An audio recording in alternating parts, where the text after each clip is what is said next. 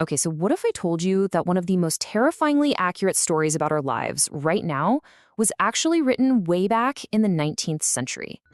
You know that feeling? A little nagging thought that there's this gap between the life you're actually living and the one you feel you should be living. That your day-to-day reality is maybe just a little too small, a little too quiet, a little too ordinary? Well, that feeling basically has a name, and her name is Emma Bovary. She wasn't just some character in a book. She was the absolute embodiment of that ache, just starved for a life that felt bigger, more significant, and anything but small. See, her head was just filled with the romantic novels of her time. You know, these epic tales of grand passion and dramatic love affairs. But her actual life? It was the quiet, totally predictable routine of a doctor's wife in the French countryside. And it's right there, in that huge gap between the dream and the reality, that our story really begins. To really understand Emma, we have to understand the guy who created her, Gustave Flaubert.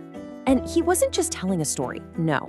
He was conducting what was basically a meticulous scientific diagnosis of the human soul. For Flaubert, the style wasn't just window dressing, it was everything. He believed that the way you show reality is actually more important than the reality itself. His whole goal was to create a work of pure art, and he developed a very specific set of tools to do it. He built this diagnosis with 3 super precise tools. First, a narrator that's kind of like a ghost. It sees everything, it's everywhere, but it never ever judges. It just lets the characters reveal their own illusions. Then, there's the flawless structure.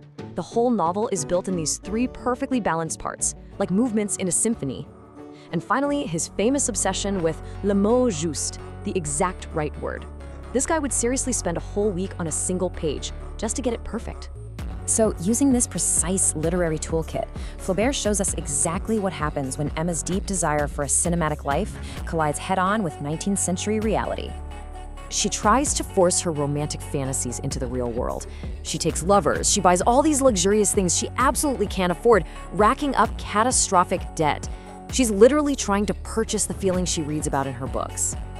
And the consequences are brutal and very, very public.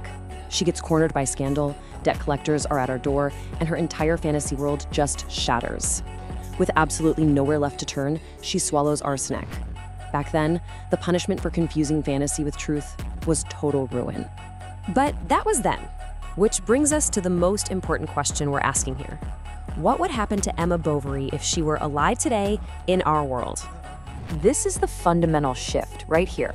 Her longing, that deep desire for a more beautiful life, it wouldn't lead to scandal. Nope, it would be met by algorithms.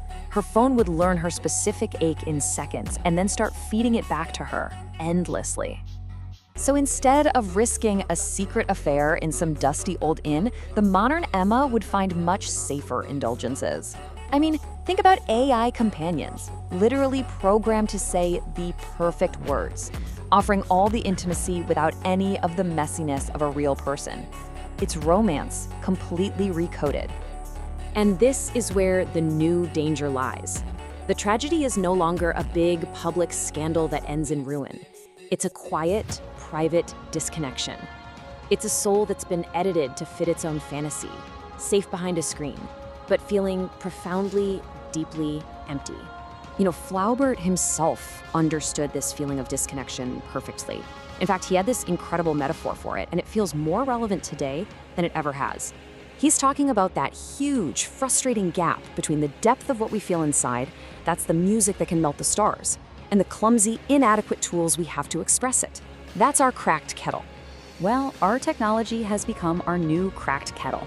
We still long for that authentic connection, but the tools we use, our filters, our feeds, they only give us that crude, simplified rhythm. It's not real happiness, it's the aesthetics of happiness. A perfect picture of a life tapped out on the kettle for the algorithm to dance to. But here's the twist. Unlike the original Emma, who is totally trapped by the limited ways she could live out her fantasies, we have a choice. So what if the modern Emma didn't have to just consume a fantasy? What if that powerful ache she feels wasn't just a weakness to be exploited by an algorithm, but it was actually an engine for creation? This is the choice our cracked kettle offers us. We can use these tools for consumption, just endlessly scrolling, editing our souls to fit a pre-packaged fantasy. Or we can use them for creation. We can take that deep internal desire, that music that wants to melt the stars, and turn it into art. It stops being a delusion and it becomes a design. Flaubert took all of his frustration and he created Emma Bovary. The modern Emma, with a laptop and a little bit of courage, could create her own art on her own terms. And that leaves us with a final thought. In an age where any dream is for sale, what will you choose to create?